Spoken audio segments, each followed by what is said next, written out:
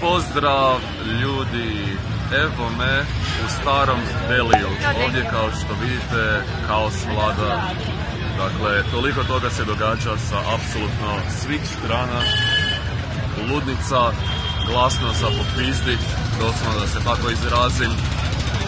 Toliko, dakle, osjetila su trenutno uključena. Dakle, miris, doslovno miris, dakle, toliko različitih mirisa ovdje. Zvuk, uši mi se raspadaju. Topim se od sunca, iako nije toliko vruće, ali baš dobro udara. Zatim, mislim, vidite, svi dolaze sa svih mogućih strana, neko prolazi, neko šeće. Ja ne znam kako preživljavam, baš sam brutalno napet jer imam osjećaj da mi sada svi instinkti za preživljavanje su toliko aktivni da sam, eto kažem, tako napet. Sada ću, dakle, malo šetati, dakle, ovim starim dijelom Delija. I nema smisla da ovako nekako gledate mene, jer nekako teško mi se krati ko prvo, ko drugo nekako apsolutno svi me gledaju, apsolutno svi me gledaju, da sada pogledate od naprijed, svi zure u mene, veoma je interesantno, tako da zajedno ćete se prošetati sa mnom. Okrenut ću kameru ispred sebe, pa eto, možemo komentirati apsolutno sve, jer ima jako puno toga za komentirati. Ajmo započeti ovu našu avanturu sa kratkim prelasom ceste. Dakle, sa svih strana neko prolazi, ok, sad imamo sreće. I ništa, ajmo se malo prošetati. Kaj ima ovdje sve? Ne znam otkud početi komentirati. Vidite, meni je veoma interesantno to koliko puno kablova ovdje ima, na svim stranama. Ok, buka je kaos, vidite. Ok, ajmo prvo komentirati buku u stvari. Mozak mi je na toliko mjesta da ne znam otkuda početi prvo šta raspravljati. Ovdje, dakle, u stvari mislite da možda postoji, dakle, neko pravilo u prometu, da kada neko trubi, da on ima prednost. Ili, ne znam, da možda ako 2 puta trubne, znači da ide u lijevo, ako 3 puta trubne, da ide u desno. Ne, to apsolutno ništa ne znači. Oni samo trube, to mi objašnjava jedan prijatelj, oni samo trube jer su živčani, jer žele biti pušteni, to je to. Toliko je, dakle, prenapučeno ovdje, da nemaju drugog izbora nego samo tako, eto, živčaniti, da budu pušteni prvi. Što dulje, dakle, neko trubi, što više stiska na trubu, to znači da je živčani i da ga se treba pustiti, u protivnom će popiziti i zabiti se u tebe. Isprike na psovanje, to je stvari bit će puno psovanja, kaj ćemo. Da, drugo kaj, eto, vam upada u oko, ne samo ljudi i životinje, to je sad neki cucak, ovdje nema toliko stvari puno životinja, ali što još upada jako puno u oko, jest koliko puno kablova ovdje ima na apsolutno svim stranama, dakle nešto visi i izgleda stvarno nesigurno, ne znam kako. Ne znam na šta to ovdje liči kada bude neka oluja, kada neka kiša pada, stvarno čini mi se kao opći kaos, ne znam, jedan kabel opadne, nešto se poremeti, padne stup, dakle s tim kablovima i nema struje uopće ovdje. Da, sve krhko, sve kao da svaki čas može se nešto dogoditi, da apsolutno sve propadne, ali teško da se to baš dogodi. Mislim, ovdje, kao što sam već rekao, mislim u nekom prijašnjem filmiću, ovdje vlada organizirani kaos. Ajmo malo komentirati klopu ovdje, dakle ima jako puno street fooda, dakle ovako naprave pred tobom nekaj, ti uzmeš, ali ja inače nisam baš jeo po ovakvim nekim mjestima, jer nije baš preporučljivo.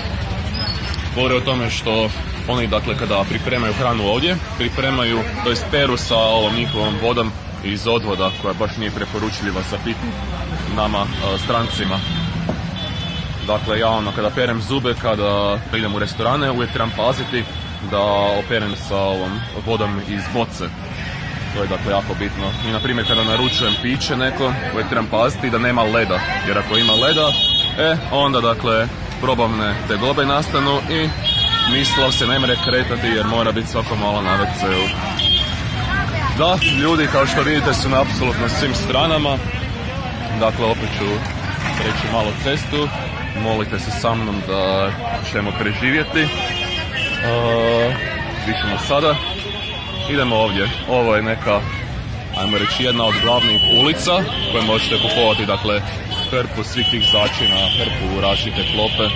Pa sam sada otišao, idem malo pokupujem za doma. Dosta mi je zanimljivo koliko puno začina ovdje postoji. Na primjer, u Hrvatskoj imate samo, kako da kažem, jedan indijski začin. Doslovno se zove curry powder. I sada vi mislite da, to je to, pa mislim, Indijci jedu curry. Kad sam ja to bio, dakle, objasnio nekim friendovima ovdje, oni su se čudili ono, WTF, kaj ti govoriš, kako to curry powder, pa to ništa ne znači, ono, mi imamo toliko puno powdera, ali sve, dakle, što ispadnete nekoj smjesi, tekućoj, mi to zovemo curry, ali ima stvarno milijardu začina. Tako da to kada čujete curry powder, to kada ništa niste rekli, jer imate, ne znam, tikka masala, to je jedna vrsta powdera, imate korma, to je isto neka druga vrsta, imate, ne znam, mi ne pada na pamet, nebitno, ali hoću reći, dakle, imate hrpu, dakle, takvih začina. Sad sam odlučio malo preći cestu,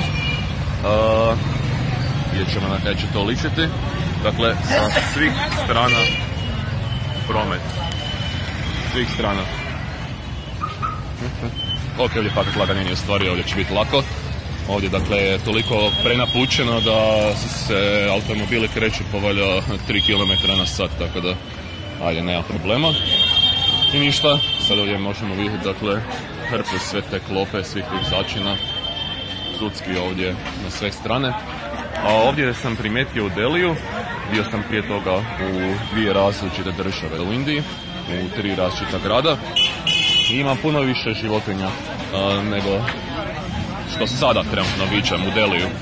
Vidio sam doslovno majmune, vidio sam slonove, vidio sam faune, vidio sam naravno sudske mačketine, vidio sam koze, vidio sam koze na autu, doslovno vidio sam koze na autu. Možda sada ubacim filmić da vidim na što to liči, ja nisam mogao vjerovati, to sam se bio čak malo izgubio u Jaipuru. No, da, vidio sam krave, naravno, to su im sve te životinje, njih uopće ne diraju, njih ima jako puno, dakle, uz cestu, ne samo čilaju, leže, to je to. Pa, mi, šta ćemo sada? Sada pričamo. Vidite kako je to siromaštvo, u stvari, baš je grozno. Ne znam kako se ljudi ovdje nose sa životom, ja bih poludio. Ovdje neće čak ima, vidim, dosta turista. U nekim drugim mjestima gdje sam bio stvarno ono, ja je bio jedan bijelac i onda bi mi apsolutno svi prilazili. Dobro, sad mi ne prilaze, sad mi sam onak malo pogledao sa svih strana, bio da nešto meljem u kameru, to jest u mobitel, pa valjda, ajde, neće mi prilaziti.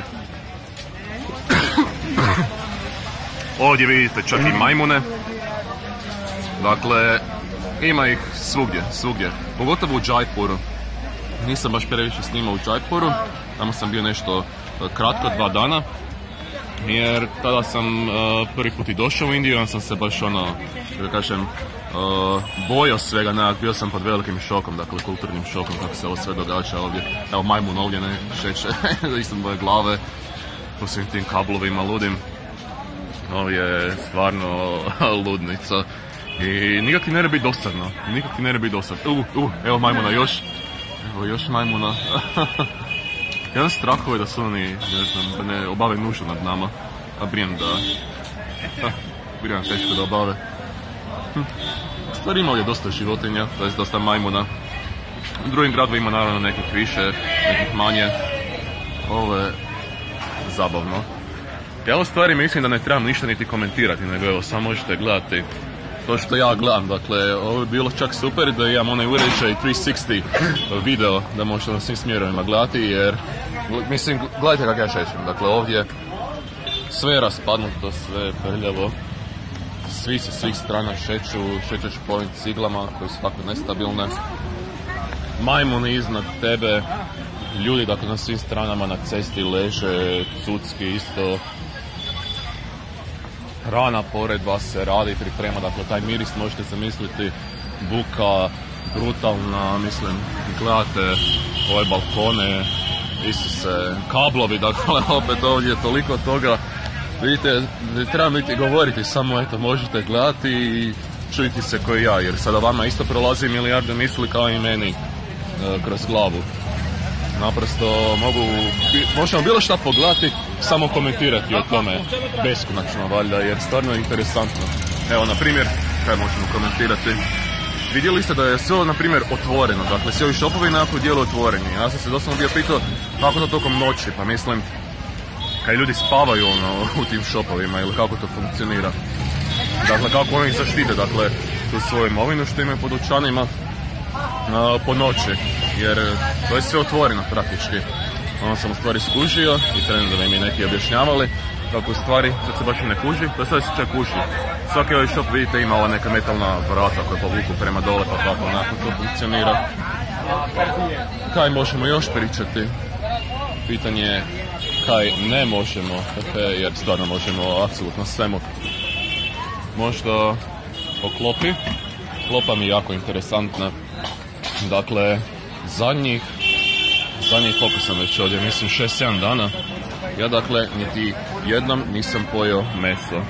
Naravno u Europi jesti meso, to je normala, klasika, ne mre se bez toga, dok ovdje veliki postotak stanovništva su vegetarijanci, mislim da je 30-40% Indije da su vegetarijanci. Tako da ja sada, dakle, kako sam bio u 3 različite države, ne 3 različita grada, konstantno, dakle, jedem različite kuhinje. To su uglavnom sve, dakle, smjesak svih nekakvih povrća koje, dakle, nisu baš toliko popularni kod nas. Cucak ovdje spava, dakle, na vrećem. Mislim, vidite prizore, dakle, mozak svako malo mi ode na neku drugu temu, na neko drugo razmišljanje. Evo je isto Cucak. Jer toliko toga se događa, dakle, vidite da ne morate baš biti normalni kada ste budu, tako da ako govorim gluposti, meljem, ne znam čemu već, ako djelujem paranoično, nas započinjete svačati zašto. Ali pričat ću kasnije i o ljepotama, dakle, Indije. Šta sam pričao sada? O klopi, da, dakle, kako ona baš toliko eksperimentiraju sa svim tim povrćima, začinima, da naprosto vam ne može biti dosadno sve to konsumirati. Mislim, sada si mislite kako je to jako ljuto, dakle, nepodnošljivo ljuto. Da, disclaimer, ja sam inače ekspert za jako ljutu hranu. Stvari što si razmišljao, mogu bi budem malo proći, zašto ne? Za promjenu da nismo baš na toj glavnoj cesti, nego nekoj sporednoj. Da, ja sam ekspert za ljutu hranu, tako da meni je to sve ok. Dakle, jako puno Indijaca se čudilo kako je meni to totalno normalno, totalno ok. Dakle, ništa ne znojim, ništa ne umirem, ništa mi ne treba dodatne vode ili mlijeka. Mlijeko vam je, dakle, odlično, dakle, za kao suzbijati ljutinu kada im nešto previše spicy. Ali meni to uopće ne treba. Tako da, ja bolesno guštam u ovoj klopi, uopće mi ne treba meso, nego konstantno, dakle, eksperimentiram s nečim novim. Svaki božji dan ja sam po jedno 7-8 minimalno, 10 bih rekao, novih jela probao, dakle, neki finger food, neki sitno, stvarno baš neopisivo guštam u tome. Dakle, evo, to je jedna od divnih strana, hrana, baš je predivna, baš neopisivo guštam i ako samo imate otvoren um, probajte, dakle, nešto tradicionalno, nešto što 1,2 ili 1,3 milijarde ljudi baš na dnevnoj bazi neopisivo gušta jesti, tako da, mislim, s razlogom je to popularno i toliko puno ljudi jede ovdje jer je fino, tako da samo ako imate otvoren um, dobro, da, trebate malo biti tolerantni za ljutinu, trebali bi guštati u klopi kao što ja guštam neopisivo na dnevnoj bazi. U stvari sad sam skužio, pa ja meljem 12-15 minuta, ovo je stvarno jako dug video, tako da mogu bih se zaustaviti sada. To je to, onda sada ćemo zaustaviti ovaj video jer meljem na sve strane. Vjerojatno ćemo nastaviti video samo 10-15 minuta šetnje Delijem i random komentiranje, što već, jer takav je video, samo na sve strane meljem jer interesantno je, ovo mi je čak jedan od boljih videa jer toliko toga se zbiva, toliko informacija, stvarno nadam se da se vama dopalo i ništa, onda to je bilo sve za video, vidimo se do idućega.